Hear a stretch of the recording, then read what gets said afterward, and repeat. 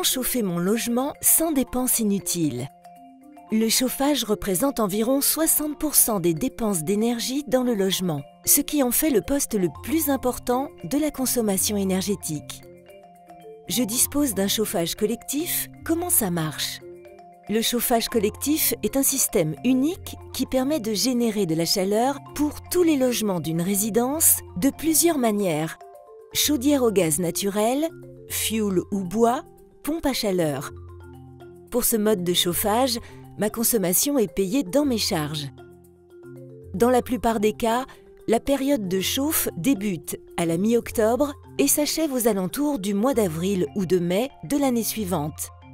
À savoir, mes radiateurs sont équipés d'un robinet thermostatique qui permet de réguler la chaleur.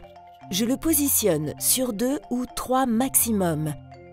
Dans certaines résidences en complément, un répartiteur de frais de chauffage est installé pour calculer la consommation exacte de mes appareils.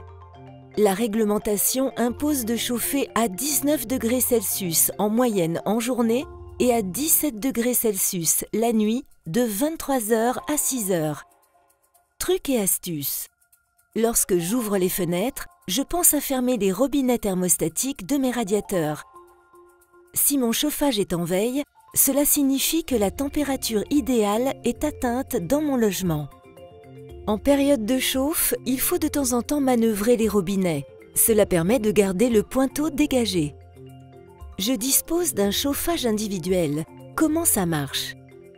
Plusieurs types de chauffage individuel existent. Chaudière à gaz ou électrique.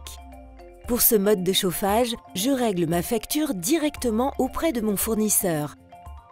À savoir, le chauffage individuel me permet de gérer la température de mon logement qui doit être de 19 degrés Celsius en journée et à 17 degrés Celsius la nuit.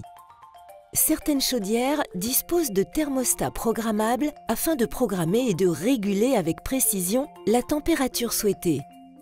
Trucs et astuces. Pour diminuer ma consommation de 7%, je baisse d'1 degré la température de mon logement.